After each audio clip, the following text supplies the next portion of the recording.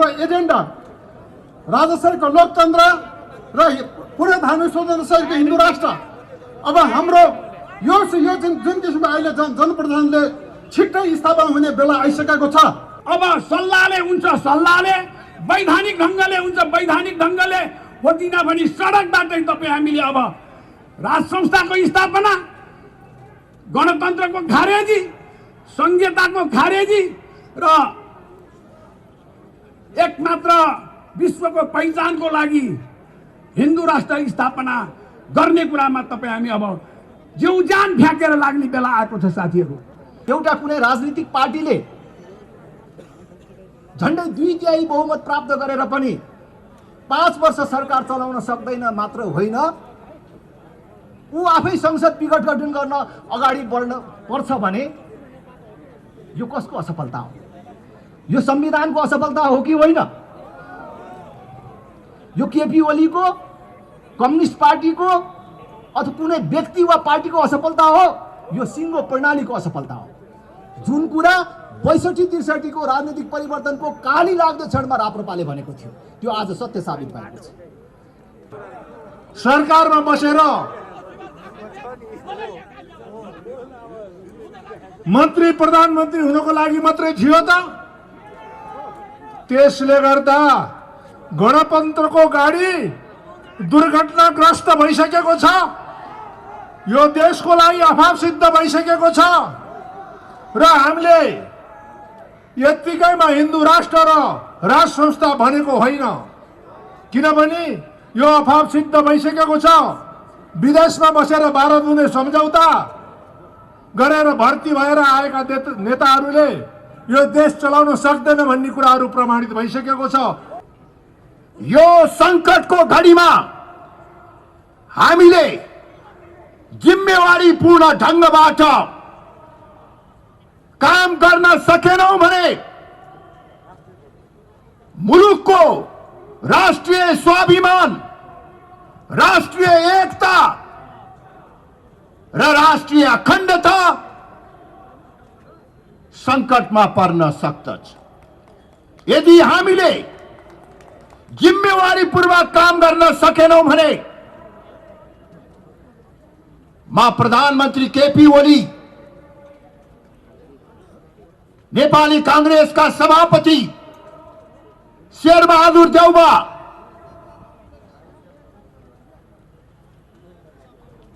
पूर्व प्रधानमन्त्रीहरू पुष्पकमल दाहाल प्रचण्ड, माधव कुमार नेपाल, जनता समाजवादी पार्टीका नेता बाबुराम भट्टराई, उपेन्द्र यादव लगायत सबैलाई सचेत गराउन चाहन्छु। त्यसैले हामी भन्छौँ हाम्रो राष्ट्रिय प्रजातन्त्र पार्टीले निरन्तर भनेको छ कि नेपालको अहिलेको आवश्यकता भनेको शासन गर्ने राजा होइन, तर सबै नेपाललाई भावनात्मक रूपमा एक भएर राख्ने राज संस्था आज देशमा आवश्यक भइसकेको छ। हो भने यो मुलुकलाई हिन्दू राष्ट्रको, हिन्दू संस्कृतिको जगमा नबसाली कुनै हालतमा स्थिरता प्राप्त हुँदैन। साथीहरू, त्यसको साथसाथै आज हामीले हेर्यौं भने के मुलुक यिनीहरूको हातबाट चलेको छ। दिक्कको साथ भन्नु पर्दछ, मुलुक चलेको छैन साथी।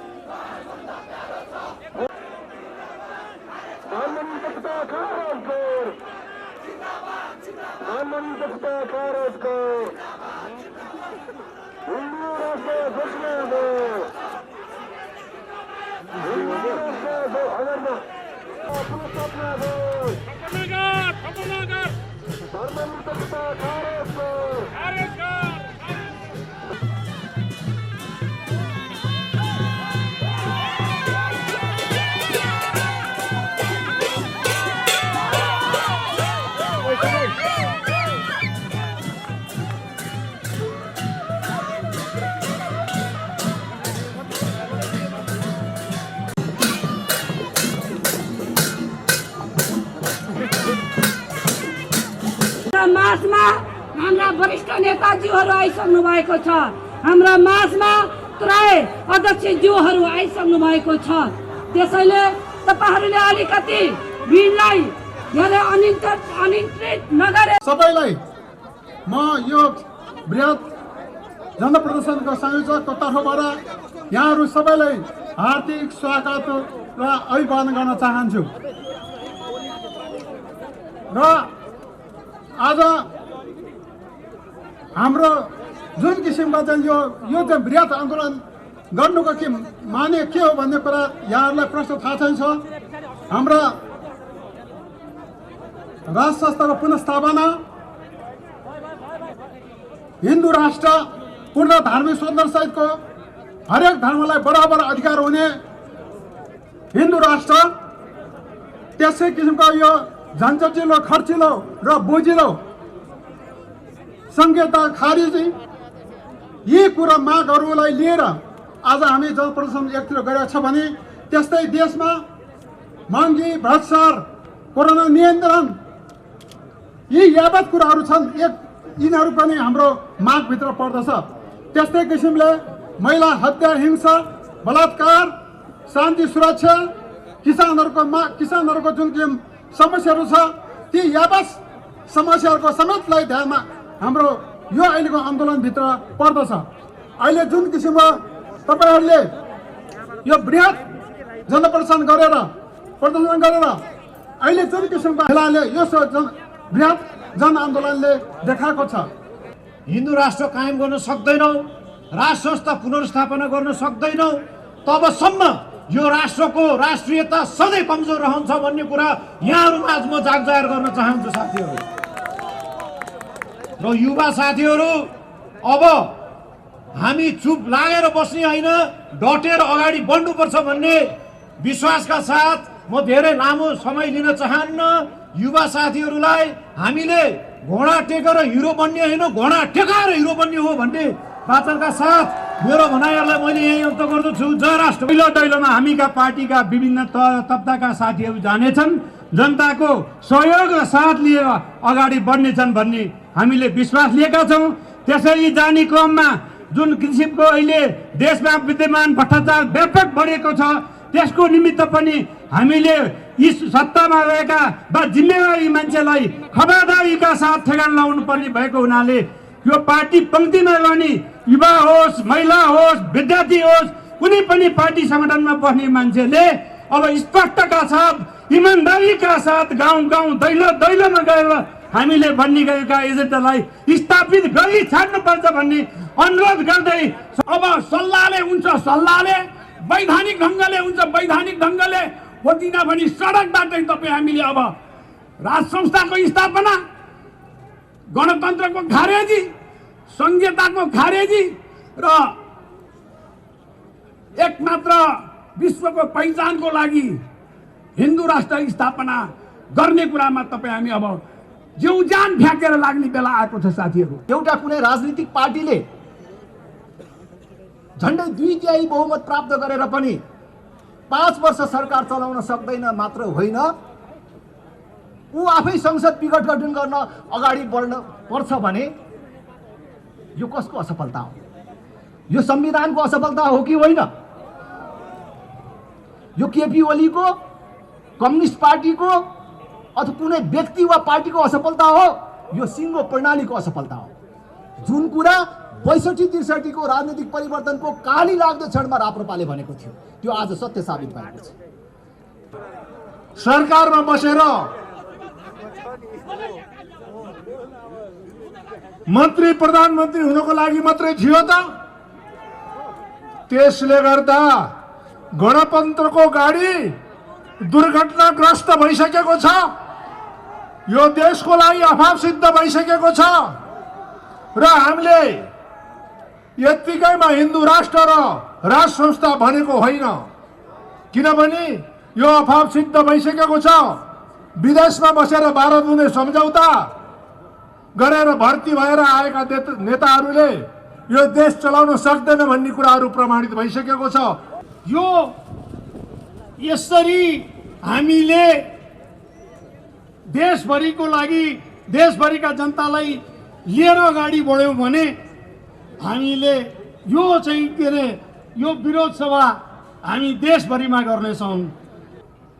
यो संकटको घडीमा हामीले जिम्मेवारीपूर्ण ढंगबाट काम गर्न सकेनौं भने मुलुकको राष्ट्रिय स्वाभिमान, राष्ट्रिय एकता र राष्ट्रिय अखण्डता संकटमा पर्न सक्दछ। यदि हामीले जिम्मेवारीपूर्वक काम गर्न सकेनौं भने म प्रधानमन्त्री केपी ओली, नेपाली कांग्रेसका सभापति शेरबहादुर देउबा,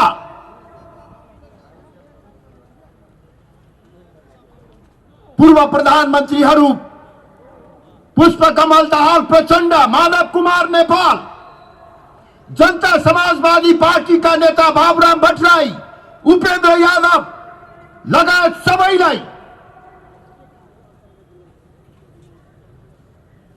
सचेत गराउन चाहन्छु कि हामीले जिम्मेवारीपूर्वक काम गरेनौं भने आगामी दिनमा राजनैतिक दल र नेताको नियन्त्रणबाट देशको परिस्थिति बाहिर जान्छ। राजनैतिक दल र नेताहरूको हातबाट परिस्थिति नियन्त्रण भन्दा बाहिर जान सक्ने खतराका प्रारम्भिक संकेतहरू देखा परेका छन्। यसतर्फ सचेत रहनुहोस्।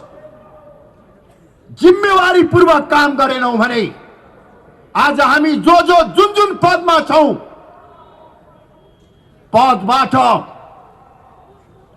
अलगिने मात्र होइन, सिङ्गो मुलुकको भविष्य नै संकटको चक्रव्यूहमा फस्न सक्दछ। आदरणीय दाजुभाइ तथा दिदीबहिनीहरू, आज देशमा देखा परेको यो संकट तत्काल सिर्जना भएको होइन। तपाई हामी सबैलाई थाहा छ, 14 वर्ष अगाडि देशमा आमूल परिवर्तन गर्ने, नयाँ नेपाल बनाउने, सदियौंको देखिको दास्ताबाट जनतालाई मुक्त तुल्याउने, नेपालको आर्थिक समृद्धि गर्ने भन्ने नाउँमा हामीले नेपालको प्राचीन कालदेखि कायम रहँदै आएको हिन्दू राष्ट्रको पहिचानलाई समाप्त पार्यौं। नयाँ नेपाल बनाउने नाउँमा नेपाल राष्ट्रको एकीकरण, आधुनिकीकरण र प्रजातन्त्रको निमित्त योगदान दिएको, राष्ट्रियता र एकताको प्रतीकको रूपमा रहेको राज संस्थालाई पाखा लगाउने काम गरियो। संघीयताको नाउँमा जातीय आधारमा नेपालीहरूलाई विभाजन गर्ने काम गरियो। चित्त नबुझे पनि नेपाली जनताले साथ दिए। हजारौंको संख्या जनता सडकमा उत्रेर आन्दोलनमा सहभागी भए, किनभने नयाँ नेपाल निर्माण हुन्छ, देशको विकास र समृद्धि हुन्छ भनेर जनताले राजनैतिक दल र नेताहरूको आह्वानलाई साथ दिए। तर आज 14 वर्षपछि हामी कहाँ आइपुगेका छौं? कहाँ जान भनेर हिँडेका थियौं र आज कहाँ आइपुगेका छौं? म यहाँ उपस्थित हुनुभएका आदरणीय दाजुभाइ तथा दिदीबहिनीहरू, टेलिभिजनबाट प्रत्यक्ष हेरिराख्नुभएका आदरणीय दाजुभाइ तथा दिदीबहिनीहरू मार्फत सम्पूर्ण 3 करोड नेपालीहरूलाई आग्रह गर्न चाहन्छु, कांग्रेस भएर होइन, कम्युनिस्ट भएर होइन, राप्रपा भएर पनि होइन, यो सबैभन्दा माथि हामी नेपाली हौं। त्यसकारण यदि तपाई हाम्रो मुटुमा अझ पनि नेपाल मातृभूमि धड्किराखेको छ भने आफ्नो छातीमा हात राखेर सोध्नुहोस्, 14 वर्ष अगाडि हामी कहाँ जान भनेर हिँडेका थियौं, हामीलाई कहाँ लाने भनेर हिँडाइएको थियो र आज हामी कहाँ आइपुगेका छौं? लोकतन्त्रको आवरणमा देशमा लुटतन्त्र कायम रहेको छ। चाहे त्यो वाइट बडी हवाईजहाज काण्ड होस्, चाहे त्यो 33 क्विंटल सुन तस्करीको काण्ड होस्, कर छलीका काण्डहरू हुन्, ललिता निवास जग्गा खरिद काण्ड होस्, यस्ता धेरै काण्डहरू छ। कोरोनाकै बीचमा ओम्नी समूहसँग मिलेर देशलाई ब्रह्मलुट गर्ने काम गरियो। लोकतन्त्रको आवरणमा को लागि तपाईहरु जो सत्तामा बस्नु भएको छ, सबभन्दा पहिले तपाईको इमानदारीको प्रदर्शनको रूपमा देखाउनुहोस् आफ्नो सम्पत्ति। ल म घोषणा गर, ल म हेर्छु, ल मेरो सम्पत्ति हेर भनेर तपाई सम्पत्ति छानबिन गर्न तयार हुनुहोस्। यो बाटोमा जाउँ। एकले अर्कोलाई हिन्नति गर्ने मात्रै पनि होइन, देश त हामी सबैले मिलेर बनाउनु छ। होइन भने यो देश, हाम्रो देश हामीले सम्हाल्न सकेन भने हाम्रो हातबाट फुस्केर विदेशीको हातमा जाने, एउटा शक्तिले एउटा पार्टीलाई समात्ने, अर्को शक्तिले अर्को पार्टीलाई समात्ने, अनि प्रश्न आउँछ नेपालीलाई समात्ने को? नेपालीको हित हेर्ने कसले? यो चुनौती आज आएको छ मित्रहरू। हामी यही एजेन्डा लिएर तपाईहरुको सामुन्नेमा आएको छौं। हाम्रो प्रतिबद्धता यो मातृभूमिप्रति छ, हाम्रो प्रतिबद्धता नेपाली जनताप्रति छ, हाम्रो प्रतिबद्धता लेखमा बस्ने जनता, मधेसमा बस्ने जनता, पहाडमा बस्ने जनता, हिमालमा बस्ने जनता, उनीहरूलाई उठाउने, उनीहरूलाई न्यायको अनुभूति दिलाउने, उनीहरूलाई शासनमा लिएर आउने र यो देशमा म समान हकदार छु। चाहे त्यो मधेसी होस्, चाहे त्यो जनजाति होस्, जोसुकै होस्, चाहे त्यो दलित होस्, यो देशमा मलाई समान हक छ, समान न्याय छ भन्ने प्रत्याभूति दिलाउने चुनौती त्यो राष्ट्रिय प्रजातन्त्र पार्टीले बुझेको छ। त्यसैलाई प्राप्त गर्नको लागि हामी संगठित रूपमा, देशव्यापी रूपमा हामी जानेछौँ। यो हाम्रो धर्म हो, यो हाम्रो प्रतिबद्धता हो, यो हाम्रो कर्म हो र यो हाम्रो भविष्यको मार्ग दिशा। यस काममा मित्रहरू, तपाईहरु सबैको साथ रहोस्। यही कुरा म तपाईँहरूलाई निवेदन गर्दै आज यसरी आउनुभयो यसको लागि फेरि पनि दिलैदेखि धन्यवाद दिँदै हाम्रा पार्टीका आयोजक मित्रहरू जसले यो गठन गर्नु जसले यो योजना गर्नुभयो बुद्धिमान तामाङजी लगायतका सबै साथीहरूलाई धेरै धेरै धन्यवाद दिँदै म बिदा हुन्छु। जय राष्ट्र जय जनता। साथसाथै 3 वर्ष अगाडि साम्यवादी गठबन्धनलाई नेपाली जनताले यो मुलुक चलाउन स्थिर ढङ्गले यो मुलुक चलाउनको लागि प्रचण्ड बहुमत दियो। तर दुर्भाग्यको कुरा साथीहरू, आज 3 वर्ष बितेपछि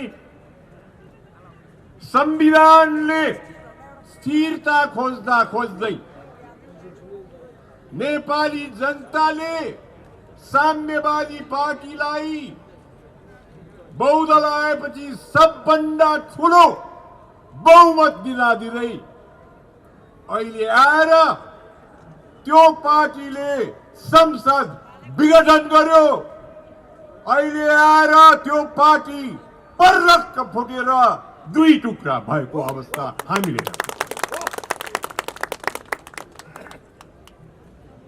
साथीहरू, साम्यवादी पार्टी मात्रै 2 फ्याक्ला भएको होइन, अहिले गएर पुरानो एमाले पनि 2 टुक्रा भएर बसेको हाम्रो अगाडि देखिन्छ।